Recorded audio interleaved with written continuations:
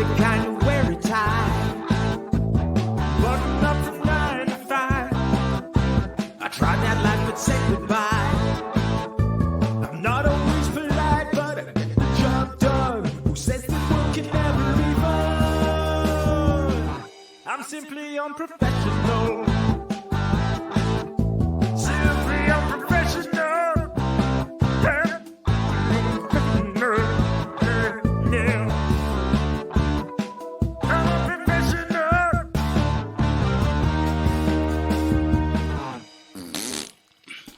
Good evening, everybody. Welcome back to another episode of Simply Unprofessional. I'm your host, Webby. Joining me tonight, we got Devin.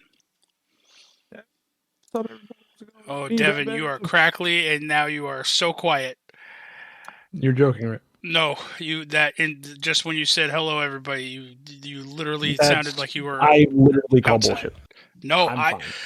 Listeners, I mean, you're okay now. I'm So just bring up the level a little bit. You just gotta be a little louder.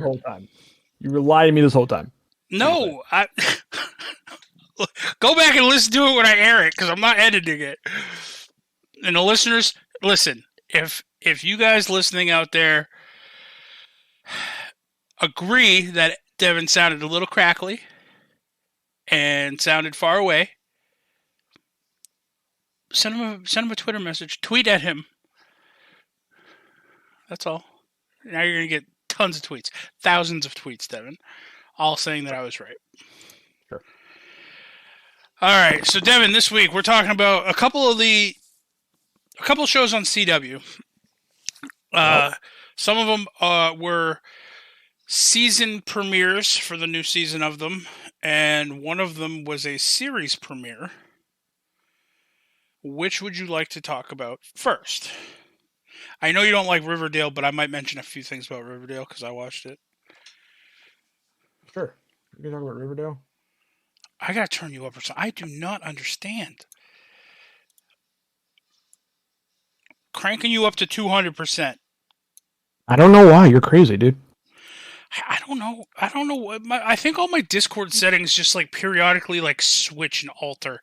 Because I've had to turn up Edquist like twice. I don't know. It's bad. I don't know. Anyway. So which one do you want to talk about first? I mean, you want to talk about Riverdale? How about Riverdale for a little bit? All right. We can go into other stuff. All right. So because I have watched Riverdale in like 3 seasons or however long it's been. Well, then it's going to ruin it for you. You know what? I'll save Riverdale for Rob. I know Rob watched it. I don't care about spoilers, especially for Riverdale. So knock yourself out. Well, now Rob might feel left out. I'll save Riverdale. We'll cover. That's we're fine. going to be covering. You can Legacies. just pick a week. You can just pick next week. I won't be here. You talk about Riverdale. It's fine. We're going to be talking about Legacies and Walker. It's just called Walker, right? It's just Walker. Okay. It's only called Walker now. Yeah.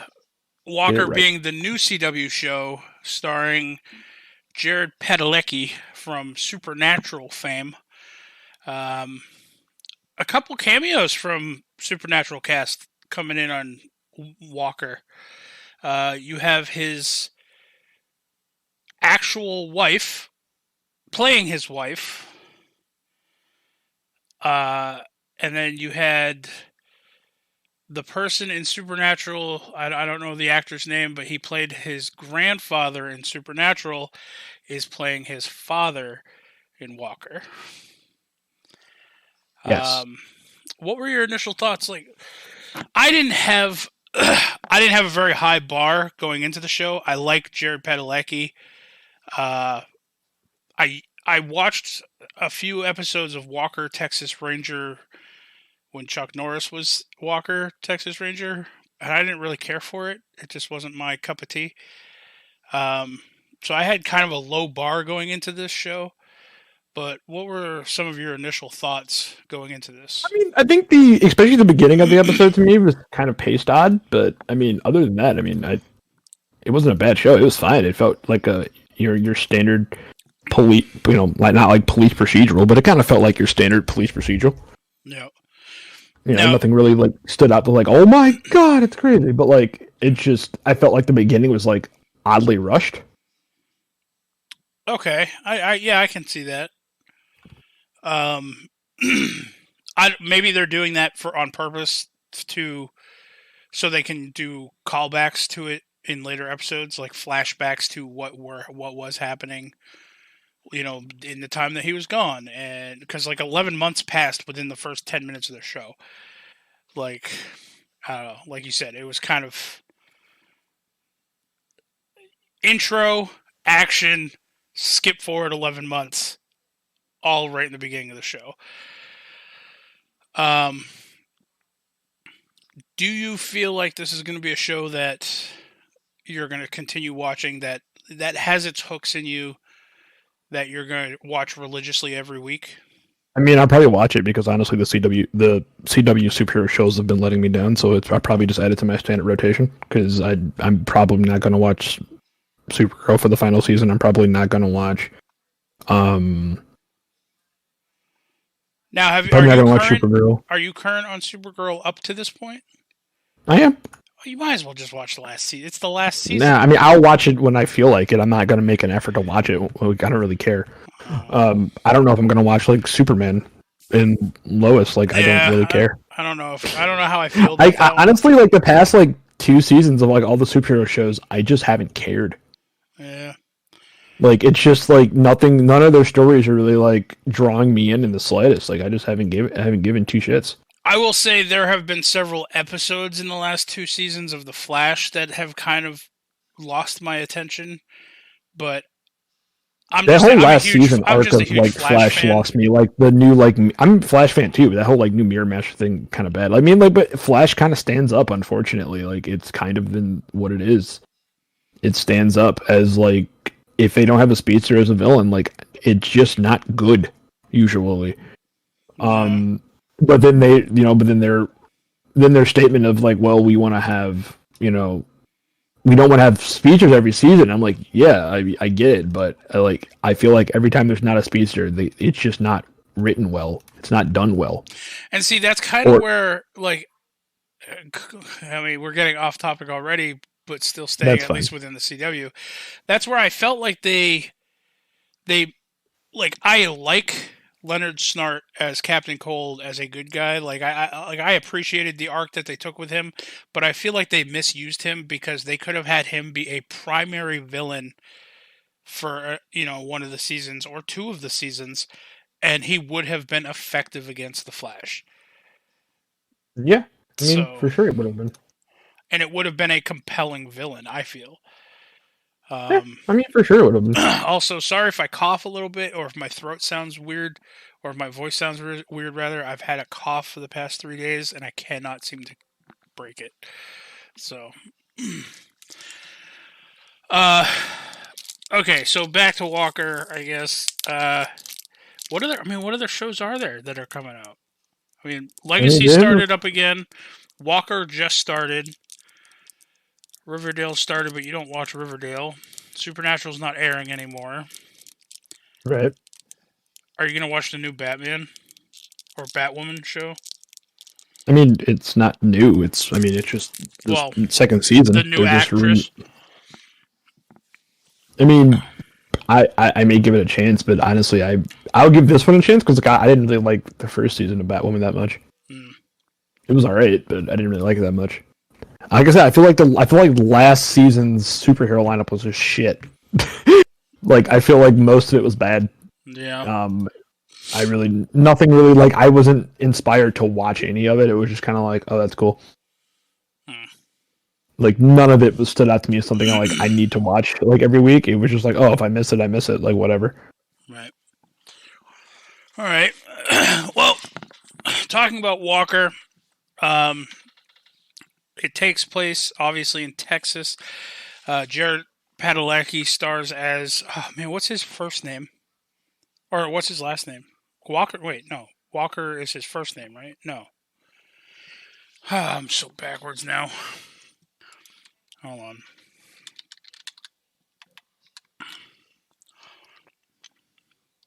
I can get to the bottom of this right now, folks. Cordell Walker. That's what it is. And it starts off with him talking to his wife outside. Where do I know? And she's going off to do, I guess she like does aid or assistance or something like that, to those in need. I guess maybe refugees. I don't know if they really got into that, but she was going, and being a paranoid Texas Ranger, he had a route for her to take, and this, that, and the other thing. And he was supposed to go inside to spend time with his parents and his children, playing some games that he's just not good at. In the middle of the game, he gets a phone call. It's his wife, and she's panicked. And then we hear some gunshots. And then, essentially after that, he leaves, and we skip forward 11 months.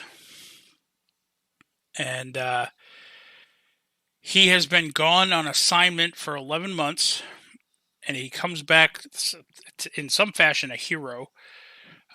People seem to idolize him, or at least look up to him and whatnot for his deeds. But he comes back, doesn't even go immediately to his family. He's still bent out of shape about his wife. He thinks his wife's dead. They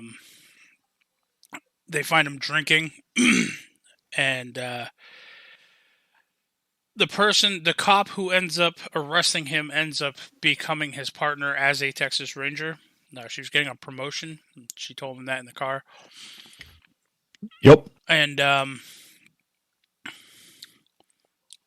the grandparents, or his parents, have been raising his kids for the past 11 months. And when he comes back, his son is elated to see him, though, you can tell there's something wrong with the son. The daughter is just outright angry and almost like despises him. At least at first. I think she kind of warms up by the end of the episode. Iffy, yeah, kind of, sort of. And other than that, yeah, it's just the rest of the episode is just pretty much a routine cop series. There's a crime. Him and his new partner go and investigate it. We find out that Walker has a little bit of an anger issue. He kind of roughs up one of the suspects after the suspect made a comment about his wife. But other than that, it's just the first episode is pretty much him trying to balance getting back to work and getting back to being a dad without his wife. And then the episode essentially leaves off with they have a ranch house that has been renovated for them to stay in. And his son falls asleep on the couch, and his daughter comes in with some blankets, and he covers up his son. And then he was offered like a job or a promotion or something like that, but it was going to cause him to have to leave again. And he tells his daughter that he's not going to take the job, that he's going to work at trying to be a better dad. Then that's pretty much where the episode ends. Yeah. So him pretty living typical cop in drama. the farm.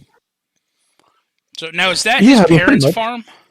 Yeah, that's his parent. It's like their house, like their farmhouse on the All right. outside of the. Yeah, it's exactly what it is. So,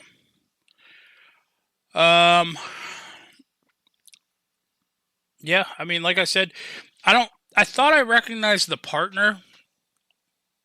Mickey Ramirez is the character name. I thought I recognized her from somewhere, but looking at her IMDb, oh no, it is okay.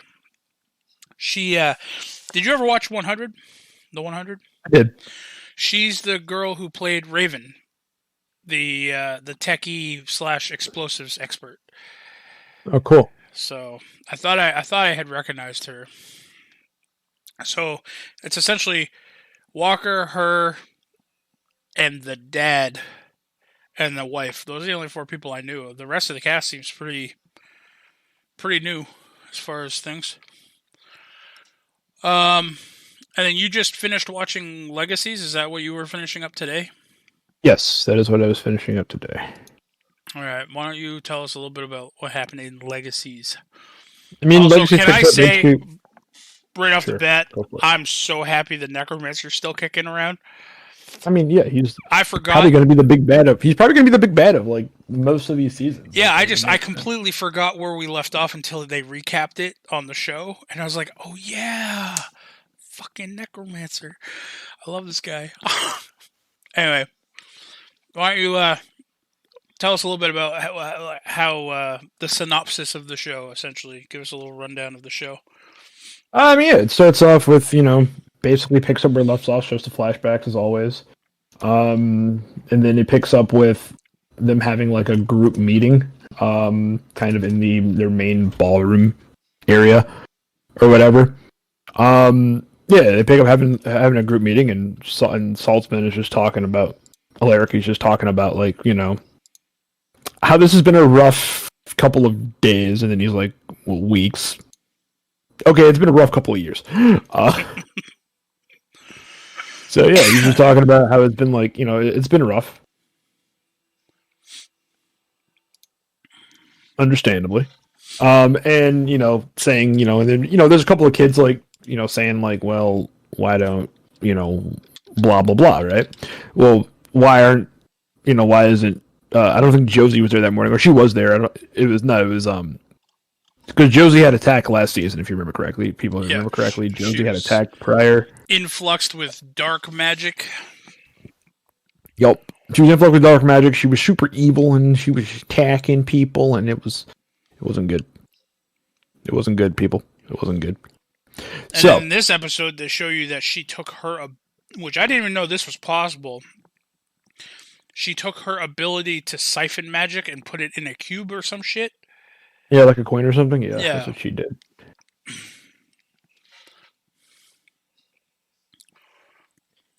That's what she did. All right, do you want to continue? Sure. So, she did that. And effectively, when she did that, she has no magic, but she's been trying to tell her sister. She hasn't had the chance to tell her sister. She's been trying to. She couldn't find the words, whatevs. Her sister's focusing on helping her, trying to just get her back, obviously, because the whole school thinks she's evil and doesn't want anything to do with her. People are picking on her. And then that's when Alaric is just like, you know what? It's time for us to have a field day. So, Alaric has a field day.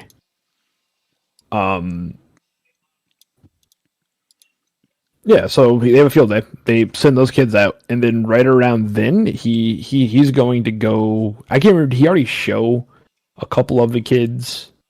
I can't remember which one it was. I can't remember if he already showed a couple of the kids how to do showed them about what's his Landon? I'll show you his name. Landon and Hope. Yeah. Yeah, the werewolf, Landon's best friend, Raphael. Raph, yep. He knew. I think he was the only one who knew. No, I think maybe MJ knew, or MG. I think he knew. Honestly, I don't know if MG knew. I definitely know Raph knew. And I know the rest of the school was oblivious to Hope being out of commission. Because essentially, Landon had died. Yes. And Hope went into Josie's mind to help free everybody and to help Josie get rid of the black magic, the dark magic. And having a feeling that Landon died, or finding out that Landon died, she kind of put herself, from what I'm understanding, she put herself in like a self-sustained coma, like a Sleeping Beauty spell kind of thing, because she didn't want to face the grief of having lost Landon. Mm-hmm. So she's pretty much been out of the commission And then MG was in charge of bringing all the other kids out to the field day while Saltzman and Raph found a way to either wake Hope up or figure out how to bring Landon back. Because Landon, for those of you who don't know and or watch the show, Landon is a phoenix. So when he dies, he usually comes back to his body. But the necromancer ends up showing up, and Landon is in tow, and Raph can see him. And we find out that Landon has been following around this necromancer guy and is unwilling to go back to his body as a spirit, because the second Landon returns to his body, the necromancer gains all of the dark magic. Nope. Good. Sorry. And so Landon feels like he's doing, the big hero thing of just not coming back to life. He's doing the sacrificial thing to save the world, so this necromancer doesn't get all the dark magic. And then through the wording on it, Raph finds out that there's a loophole by this, and he can be a willing vessel for Landon. And the necromancer, as long as there's a willing vessel, he can shove Landon's soul into Raph. And then therefore accomplishing both goals. Then there's like some talk. And I think Landon ends up coming around to the fact that he knows that Hope's not waking up, and he knows why.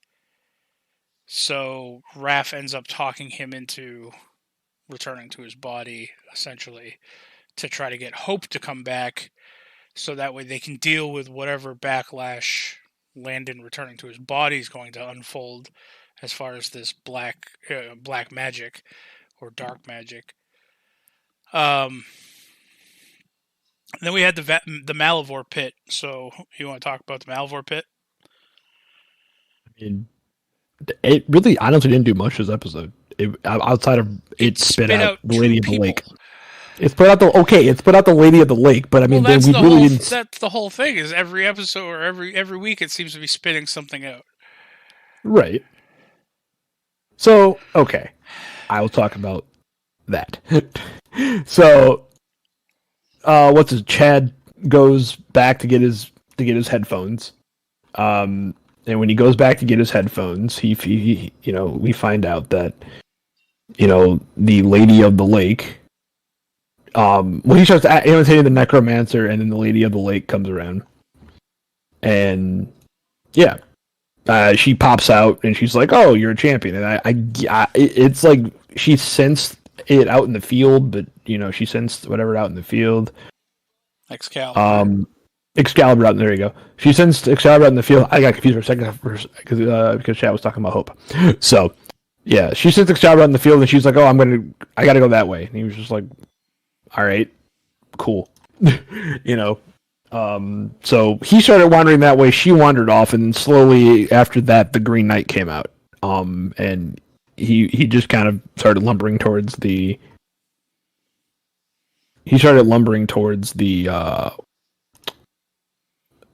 Excalibur. Thank you. Why can't I think of Excalibur? I keep losing it. He started lumbering towards the. Well, I was going to say he started lumbering towards the field, which Excalibur was there, which is the fairy guy was playing with it.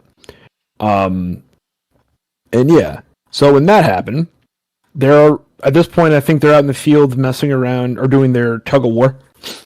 And it's basically what's her name? What's the like the evil witch? What's her name? Well, the not evil witch.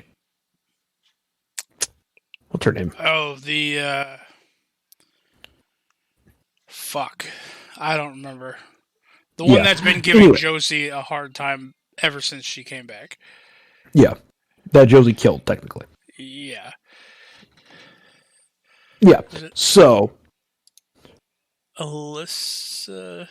Yeah, Alyssa Chang. Yeah, there you go. Character name. Yeah, so Alyssa is out in the fields doing. What is she doing? Oh no, they're out in the fields doing a tug of war. I can't think right now. Well, Alyssa's out in the field. So Alyssa and the other teams are out in the field doing tug of war. She picks a team of nothing but she gets to pick the game.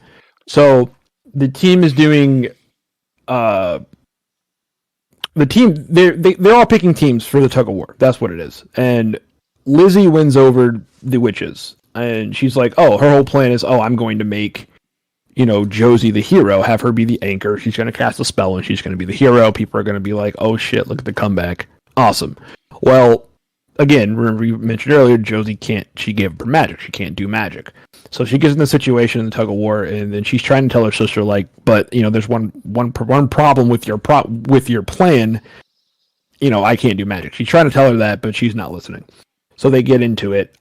They start losing, and when they're losing, Lizzie jumps ship. All the other witches jump ship, and Josie gets pulled in the mud. And then she stands up and she's like, "Look, I can't do magic. I gave up my magic. You're making this worse for me.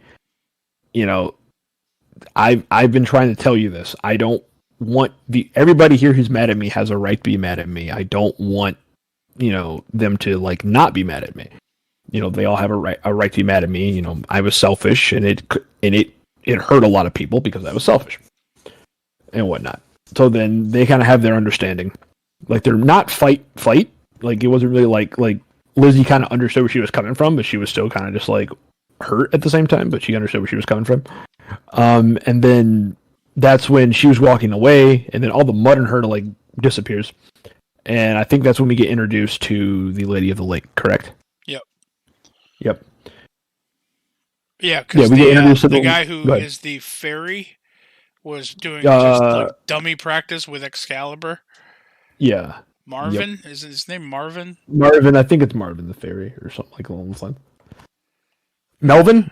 Maybe it's Melvin. Maybe it's that sounds more right. Yeah, he was just playing around with Excalibur, but he walks over with Nimue, the Lady of the Lake, and what's his name? The jock ends up grabbing the sword, and it gets pulled from him. Yeah, no, not the jock. It was what's his name? It's Wade. His name is Wade. Wade's the fairy. Oh, okay. Yeah, it's Wade, but everyone calls him Wade. Wayne. MG is the one who grabbed the sword. But MG, Lizzie, and Sebastian all call him Wayne for no reason. Okay. But his name's Wade.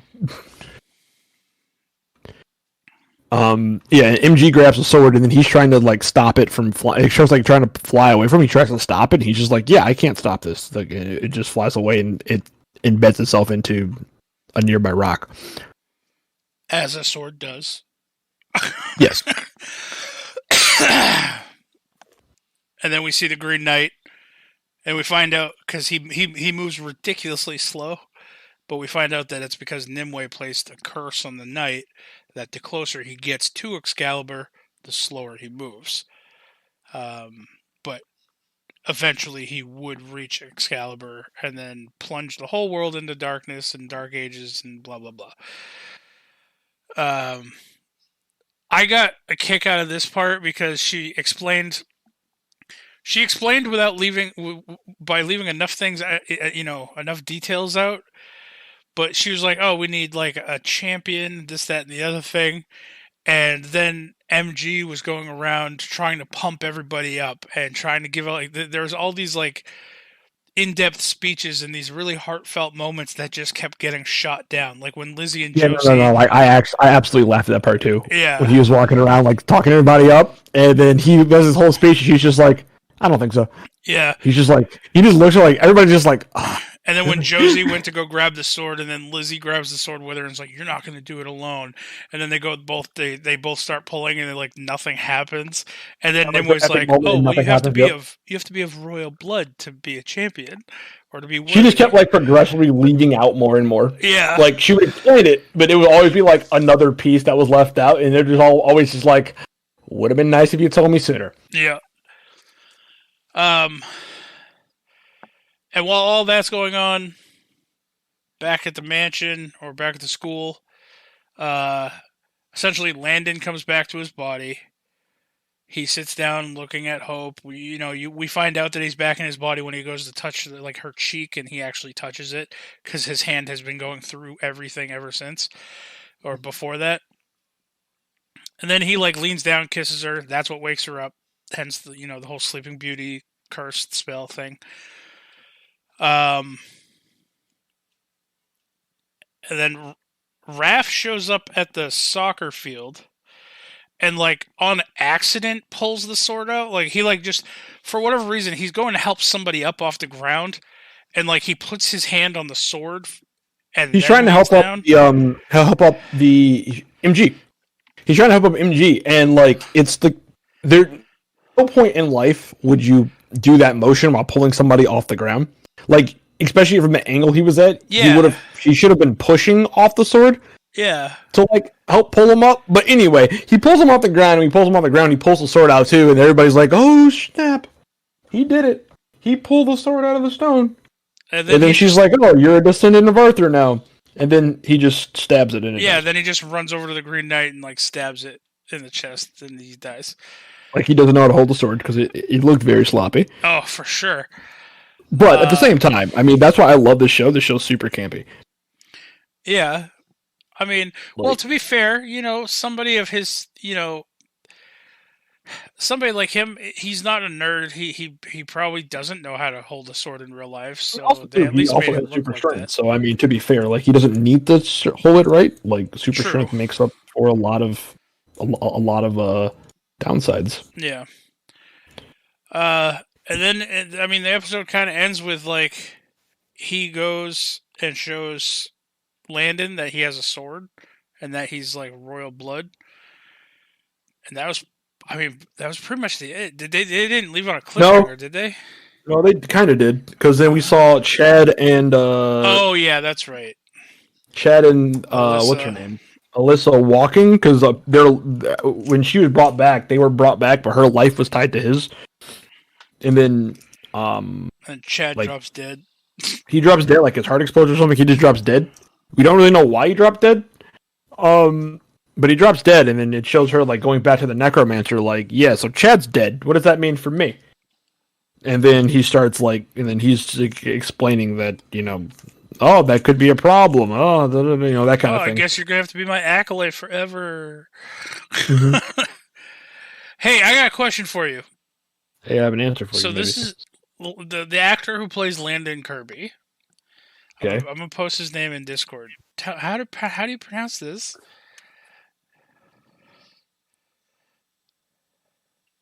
Oh, I've heard it pronounced on. I just got to recite it in my head. First off, is his first name Arya? Yeah. Shagasemi? Yeah, that's what it is. It literally is Arya Shagashimi. Okay. Yep. I was scrolling through the IMDb and looking at the actors and character names and stuff, and his just stood out. I was like, "How? What? No, that doesn't sound like a normal name." No, that's how you say his name. All right. Well, that was the end of Legacies. So yeah, and those are the two. Well, those are the upstarts to the season premieres. Honestly, probably possibly the only shows I'm going to be watching. I mean, outside of that and American Gods, that's the only shows I care about watching. But American Gods is not on CW. It's not. It's in Stars. American Gods would be terrible within CW. Yeah. All right. Well, this is just being an early episode. We need life. I mean, you need to catch up on American Gods. That's all that means. That's true. Talk about I need to watch the second season still. I need to watch the second season. Yeah, you need to. American Gods is quite good. I enjoy it. It's a weird, trippy ride every week, but I love it.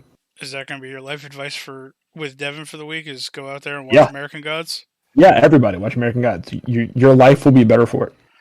I will say I watched all of the first season. It was very good. The main actor also from the 100.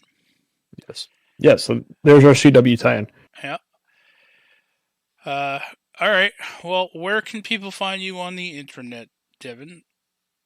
I mean, you guys can find me somewhere. No, I'm kidding. You guys can find me on Twitter at DMP_Pookie and on Twitch at Mr. D3. All right, and And as always, you can find me on eBay.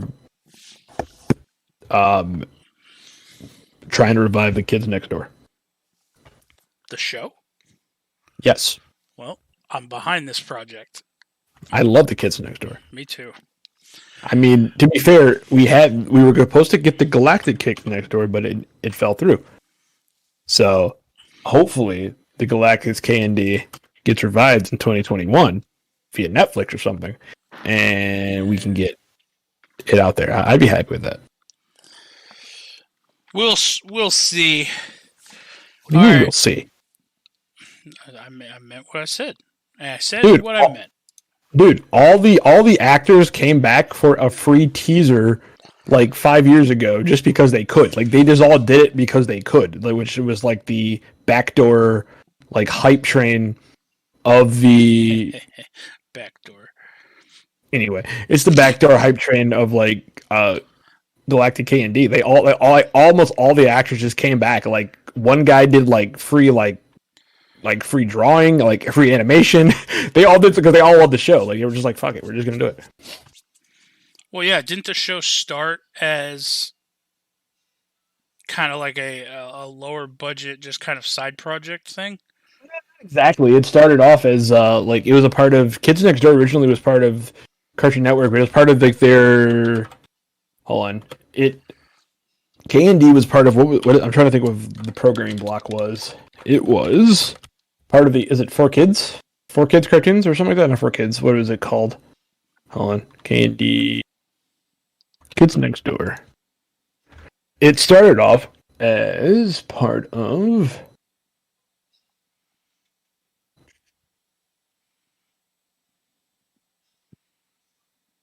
I'm trying to remember how it started off. It definitely started off as part of like a.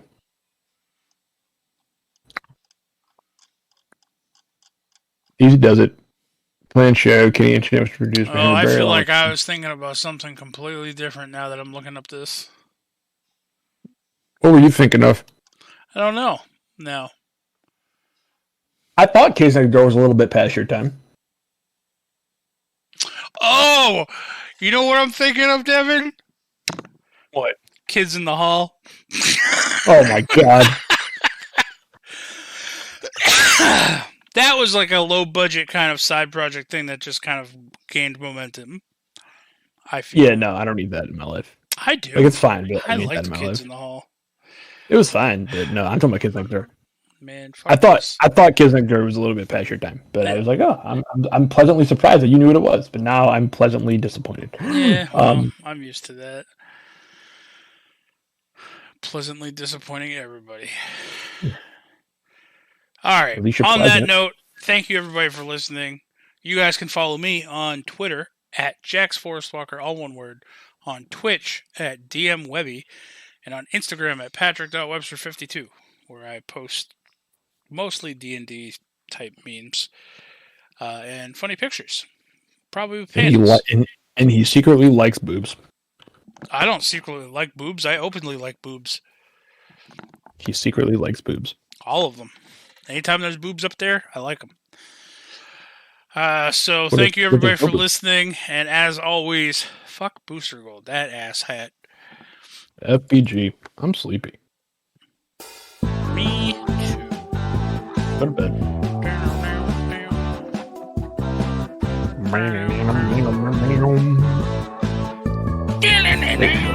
We're getting another Thundercat show. Oh no, it's the shitty kind of Thundercat.